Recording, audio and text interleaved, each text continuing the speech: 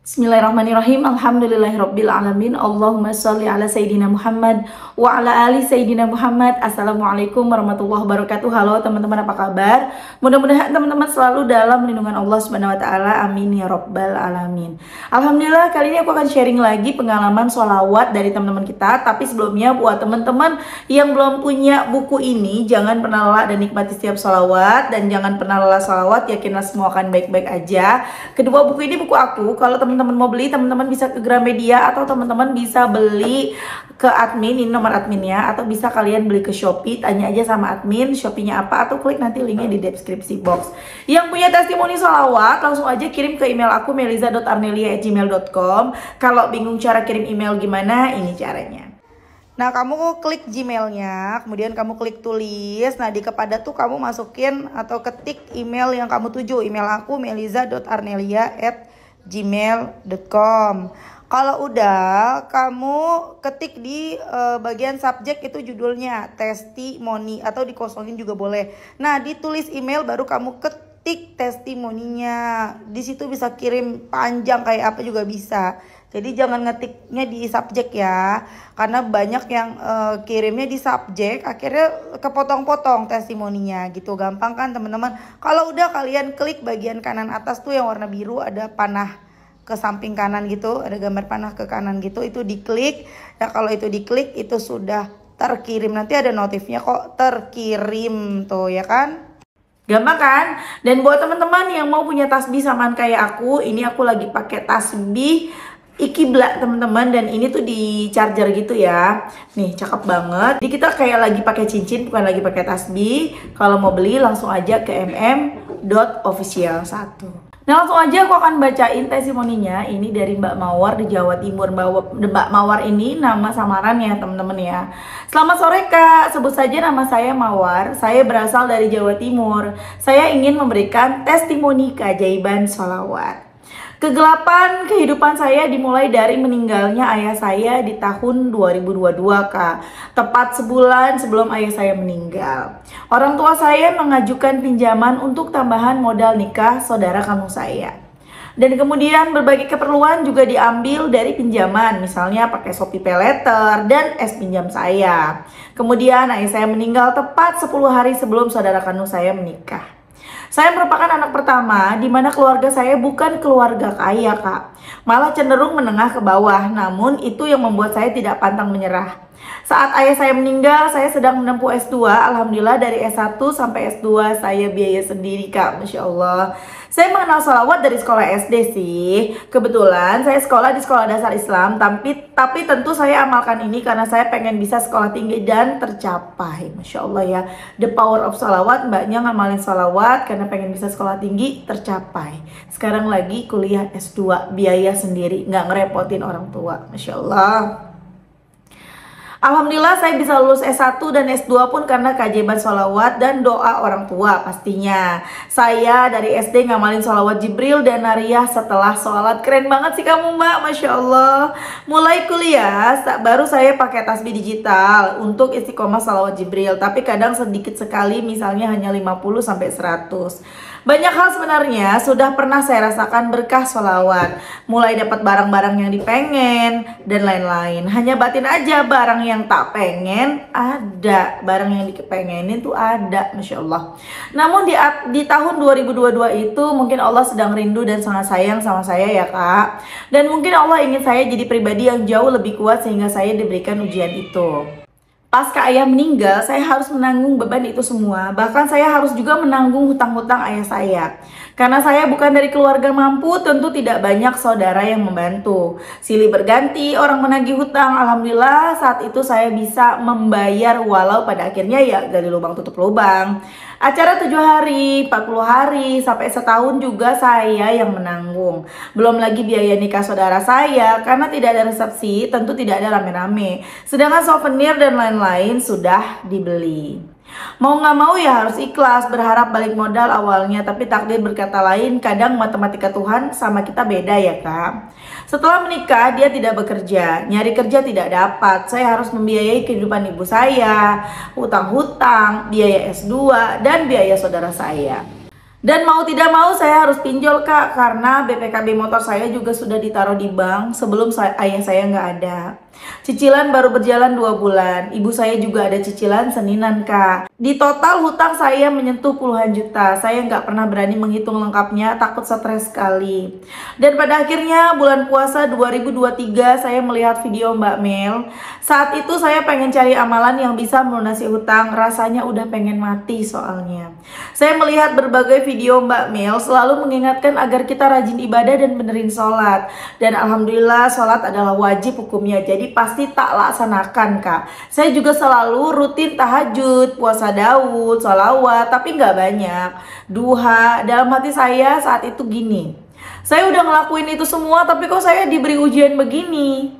Saya nggak pengen riba dari dulu, tapi keadaan bagaimana? Saya sudah berusaha yakin, berupaya yakin nunggu keajaiban beberapa hari karena jatuh tempo, tapi nggak ada. Akhirnya harus riba lagi. Begitu terus beberapa bulan. Sampai pada akhirnya benar-benar frustasi, terus saya ulangi lagi video Mbak Mel ketika Mbak Mel bilang harus pasrah dan terima takdir. Di situ saya sadar Mbak, Gus Baha juga bilang di ceramahnya bahwa apapun yang terjadi adalah takdir. Akhirnya saya baca istighfar, saya langsung berdoa, ya Allah, jika kemudian ujian saya adalah kehilangan ayah, terlilit hutang karena pinjol, riba, maka saya ikhlas ya Allah. Selama ini sudah banyak kenikmatan yang kau berikan untuk saya, karena jujur Mbak, baru kali ini saya terjebak hutang seperti ini. Jadi sepertinya kehidupan saya berubah 180 derajat dalam semalam. Selama ini walau saya dari keluarga menengah ke bawah, pasca S1 saya bekerja, jadi saya membantu biaya sekolah adik saya, membantu perekonomian keluarga. Sebelum bulan itu hidup saya baik-baik aja, cenderung banyak nikmatnya. Dan alhamdulillah setelah saya kenyangin sholawat sampai 13.000 Jibril dan pasrah, Allah berikan saya kerja tambahan menjadi dosen 1 semester. Alhamdulillah 2 kampus dan gaji saya yang 1 semester itu dapat 15 juta Mbak. Jadi kerjaan saya double, saya juga jualan. Pokoknya banting tulang. Namun lagi-lagi gaji tambahan yang tidak kunjung cair membuat saya harus berhadapan dengan gali lubang lagi.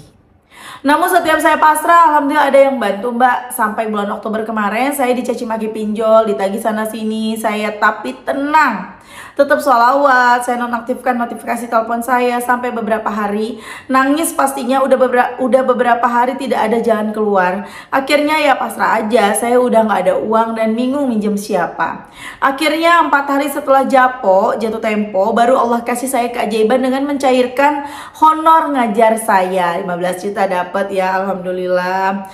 Alhamdulillah bisa bayar walau masih ada sisa hutang, tapi saya udah tenang walau kadang takut Mbak Mel. Oh iya, saya belum menikah sehingga nggak punya pasangan buat berbagi.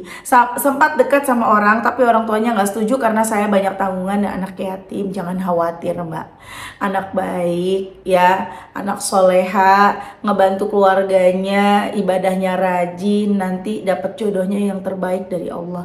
Udah Allah siapin buat kamu, yang penting kamu sabar ya. Jangan berprasangka buruk sama Allah, jangan putus asa dari rahmat Allah, teruslah berprasangka baik, terapkan yakin ya Allah, bentar lagi jodoh saya yang terbaik darimu, yang soleh, yang sayang sama keluarga saya, yang sayang sama saya, yang keluarganya juga sayang sama saya, yang mapan udah engkau siapkan.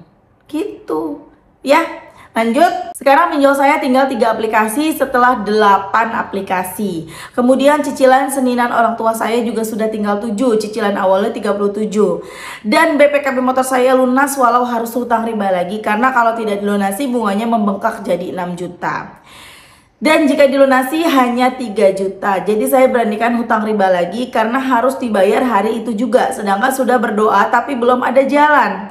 Tapi pas saya ambil riba lagi, saya gini, ya Allah ampuni saya. Saya harus ambil pinjaman ini. Saya pengen gak riba lagi ya Allah, saya mohon. Tapi jika takdir saya harus ambil lagi, saya pasrah. Sampai jam batas akhir nggak ada tanda-tanda sholawat, sudah 10.000 Jibril dan 150 munjiat. Akhirnya saya ambil riba lagi 3 juta. Mungkin ini takdir, saya harus sabar dulu, pengen cepat lunas tapi pelan-pelan lunas. Dan alhamdulillah walau harus riba lagi, saya hanya sisa 3 pinjol kak. Setelah saya ambil pinjol, alhamdulillah saya dapat transferan lembur 600.000, bisa nyicil hutang langsung, alhamdulillah. Tapi sebenarnya teman-teman, Ketika kita berhutang, ya teman-teman, berhutangnya dalam bentuk riba ya. Riba itu kan dilarang sama Allah. Dan itu pilihan teman-teman. Kita mau lanjut atau tidak gitu loh. Kita mau nambah hutang riba lagi atau tidak. Jadi kita jangan menganggap ini sebuah takdir. Karena ada takdir ya yang bisa kita rubah sama yang tidak. Yang bisa dirubah itu ya contohnya kayak misalnya hal rezeki. Kita bisa merubah. Kita punya pilihan. Ada misalnya di depan kita ada makanan, ada ayam goreng, ada ikan goreng. Ketika kita makan ayam goreng, bukan udah takdirnya aku makan ayam goreng gitu loh. Kan kita bisa memilih. Jadi di sini ada ayam goreng pedas, di sini ada ikan goreng manis. Kita memilih ayam goreng pedas, abis makan ayam goreng pedas kita diare misalnya, kita buang-buang air. Dan kita mikir, oh ini udah takdir. Teman-teman, kita dikasih pilihan, mau yang pedas, mau yang manis. Kalau yang pedas, resiko kita bisa sakit perut, misalnya seperti itu. Jadi, jangan lagi kita mikir, oh berarti ini udah takdir aku berhutang lagi. Enggak. Kamu udah dikenali sama Allah sama yang namanya sholawat.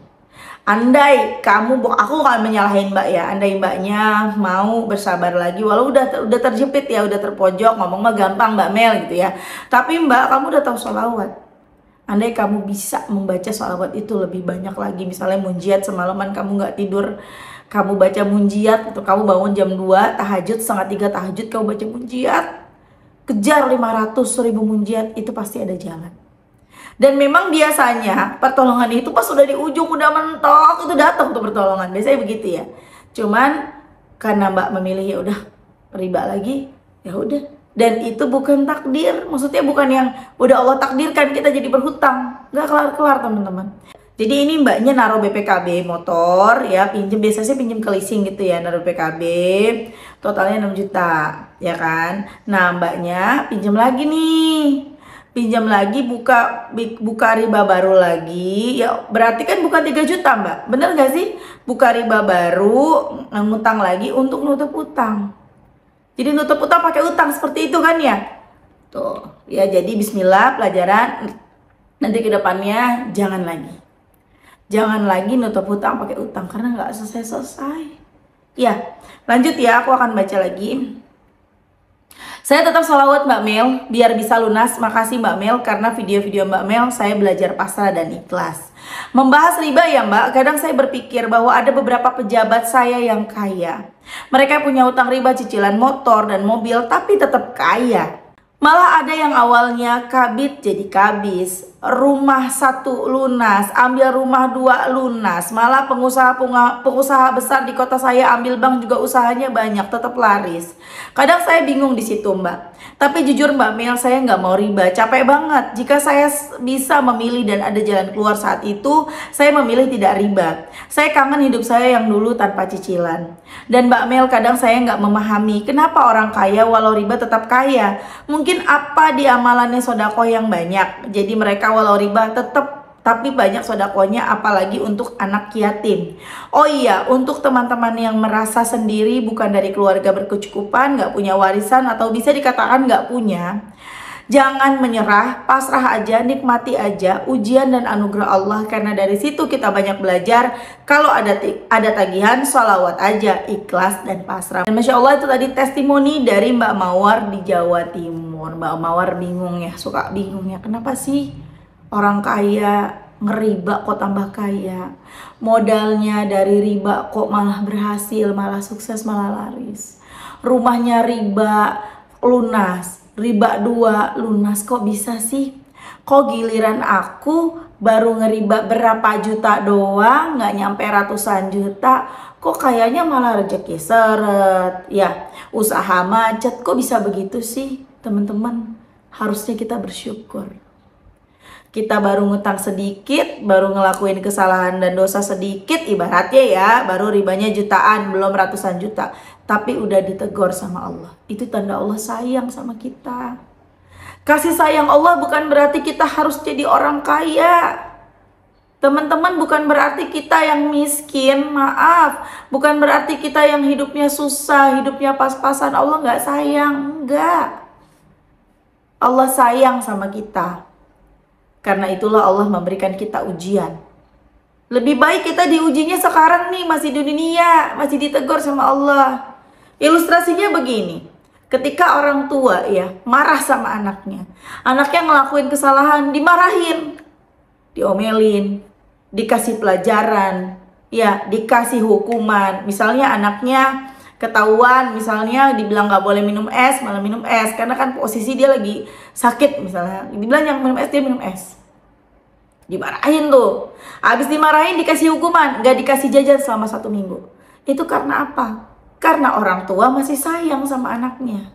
Tapi kalau orang tua udah nggak peduli, anaknya mau minum es, mau batuk-batuk, mau udah sesak napas, mau udah ngapain, udah biarin aja, terserah dia dah mau ngapain, udah capek ngasih taunya. Nah itu berarti udah nggak sayang, udah nggak peduli, udah capek. Emang mau digituin sama Allah? Iya nggak? Dan kita pun nggak perlu menilai orang lain, kita nggak perlu ngebanding-bandingin hidup kita sama orang lain. Kenapa ya dia hidupnya masih enak? Nah bisa jadi itulah yang menyebabkan kita masih banyak masalahnya, karena kita masih membanding-bandingkan hidup kita dengan hidup orang. Ya wajar sih, namanya juga kita lagi sedih ya, namanya juga kita lagi susah ya. Kok ngelihat orang ibadahnya kurang, banyak ngelakuin riba, hidupnya enak, sementara aku udah ibadah, udah ini, udah itu, ribanya nggak sebanyak dia, kok kayaknya susah banget gitu kan. Ya namanya juga kita manusia punya pikiran-pikiran seperti itu. Tapi sekarang teman-teman udah tahu, kita udah sama-sama belajar, jangan lagi berpikir seperti itu. Karena Allah sayang sama kita, maka ketika kita melakukan kesalahan baru sedikit aja udah ditegur. Ingat, jangan sampai kelakuan kita nih, keburukan kita dicuekin sama Allah. Kita mau sholat kek, mau enggak kek, mau riba kek, mau melakukan perbuatan maksiat yang lainnya kek, Allah nggak peduli. Jangan sampai, nauzubillah. Ya kan? Jadi sekarang bersyukur. Ujian itu tanda Allah sayang.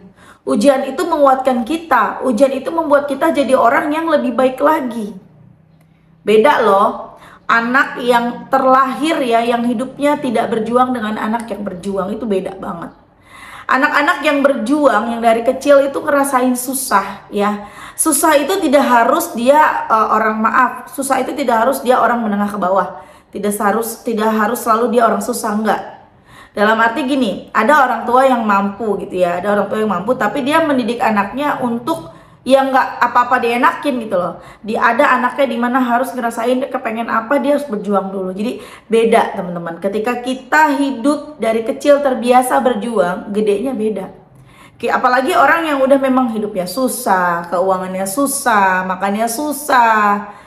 Ya, mau makan aja harus kerja keras dulu, mau makan aja harus dibagi-bagi, harus anak-anak lain tidur, kita malam-malam bangun bantuin orang tua misalnya. Itu beda, segedenya beda. Apalagi kalau dia dekat dengan Allah, dekat dengan Quran, dia rajin baca sholawat, dia rajin berzikir, itu beda banget teman-teman. Walaupun mungkin nanti ketika dia besar dia belum jadi orang kaya raya, dia biasa-biasa aja, tapi beda. Cara menghadapi masalahnya beda, cara menyikapi setiap masalah itu beda. Karena memang dia sudah terlatih gitu loh. Dia sudah terlatih dari kecil untuk jadi orang yang lebih baik, dilatih lagi. Contoh ilustrasi lagi, misalnya ya teman-teman, kita belajar nih. Kita belajar setiap hari, kita ulangan. Nilai kita jelek, kita belajar lagi. Nilai kita jelek, lagi belajar lagi. Akhirnya kita udah terbiasa ulangan, kita udah terbiasa dilatih. Pas ada soal lagi yang lebih susah, kita bisa ngerjainnya. Kita bisa naik kelas. Tapi kalau anak itu tidak pernah belajar, tidak pernah masuk sekolah, nggak pernah ngerjain tugas. Kalaupun ada tugas dikerjain sama orang tuanya misalnya. Nanti pada suatu hari ada ujian, dia nggak bisa karena dia nggak terbiasa mengerjakan soal-soal itu. Dia nggak pernah belajar bagaimana caranya memecahkan masalah itu, memecahkan persoalan itu, memecahkan latihan-latihan itu, sehingga nilainya jelek dan nggak naik kelas. Gitu loh, begitu ilustrasinya. Ya, jadi Mbak sekarang udah nggak lagi mikir gitu ya. Teruslah berprasangka baik sama Allah. Allah sayang sama kita, makanya kita dicolek terus. Udah jalannya udah lurus, belok dikit dicolek, belok dikit dicolek lagi. Yang bener nih kamu, gitu loh. Ya, salah tuh jalannya, ayo ke tengah lagi, jangan ke kiri, jangan ke kanan, ayo ke tengah lagi lurus, jalannya lurus, kan gitu. Kalau dibiarin mau jadi apa kita teman-teman? Ya, kita naik mobil, kita ada jalan lurus nih. Kita mau ke sebuah tujuan, ilustrasi, kebanyakan ilustrasi Mbak Mel ya gitu ya. Jadi ada jalanan nih lurus, kita mau pergi ke suatu tempat. Yang tempat itu misalnya di ujung sana ada hadiah. Kita lagi lomba nih teman-teman ya. Kita lagi lomba lari misalnya. Jalannya itu yang benar itu, yang sesuai aturan, yang memang pasti nyampe itu lurus. Bisa lewat kiri, bisa lewat kanan, bisa. Mau motong jalan lewat kiri bisa, motong jalan lewat kanan bisa. Tapi jalan yang benar itu kita lurus, lurus gitu. Nah, ada yang ngikutin nih jalannya lurus. Memang jalannya kalau lurus jauh. Beda kalau motong jalan kiri dan kanan itu lebih cepat. Lebih bisa, kemungkinan bisa cepat menang. Nah, kita yang jalannya lurus mau ke kanan dikasih tahu jangan. Ayo lurus lagi. Ditoel lagi, lurus lagi. Yang benar jalannya lurus, jangan belok-belok kamu. Mau nyoba jalan belok, tahu-tahu jatuh misalnya ya, tahu-tahu kepleset, karena memang kita disuruhnya lurus. Tapi yang dibiarkan, belok kanan, belok dibiarin aja. Ya mungkin di kanan di kiri lebih santai, lebih enak gitu ya, lebih cepat nyampe. Tapi kan kita nggak tahu di perjalanan itu ternyata misalnya ya ada banyak rintangannya. Di ujung rintangannya, yang ujung-ujungnya mereka nggak nyampe-nyampe, kita mah udah nyampe. Ilustrasinya seperti itu, mudah-mudahan teman-teman paham ya sama ilustrasi aku. Pokoknya mah ya Allah teman-teman, jangan pernah berputus asa dari rahmat Allah. Allah itu sayang banget sama kita. Benerin sholat, perbanyak baca sholawat, banyakin baca sholawat. Dan jangan kita merasa aku udah ini, udah itu, udah ibadah, udah deketin Allah, kok aku banyak masalah, kok hutangku banyak. Teman-teman, Allah nggak butuh ibadah kita. Allah nggak butuh sholat kita, nggak butuh sholawat kita, kita yang butuh. Jadi rasanya nggak pantas kalau kita mikirnya kayak gitu. Aku udah ngelakuin semuanya, tapi kenapa aku susah? Ya kamu ngelakuin, kamu nggak ngelakuin, tidak akan berdampak apapun sama kekuasaannya Allah. Tidak akan berdampak apapun sama Allah. Tapi kalau kamu melakukan berdampak baik untuk dirimu sendiri, kamu tidak melakukan berdampak buruk untuk dirimu sendiri. Jadi yang rugi kita sendiri. Ya. Oke teman-teman, terima kasih udah nonton. Semoga bermanfaat dan jadi motivasi buat teman-teman. Kita doakan semoga Mbak Mawar utangnya lunas. Insya Allah Mbak lunas. Teruslah berprasangka baik sama Allah. Jangan pernah menambah hutang baru. Jangan nutup hutang pakai utang. Ya Mbak ya. Semangat, semangat pokoknya. Walaupun berat, tetap semangat ya. Teman-teman yang nonton makasih ya. Semoga doa-doa kalian segera dijabah. Semoga utang-utang kalian juga segera lunas. Amin, amin ya rabbal alamin. Aminkan. Semoga Mbak Mawar hutangnya segera lunas ya. Tapi Mbak Mawar, ketika nanti hutang kamu lunas, tetap masalah mah ada lagi. Selesai masalah satu, akan masuk lagi masalah baru. Karena selama kita hidup, ya begitu perpindahan dari satu masalah ke masalah berikutnya. Hidup adalah perpindahan dari satu ujian ke ujian berikutnya. Terima kasih teman-teman. Assalamualaikum warahmatullahi wabarakatuh.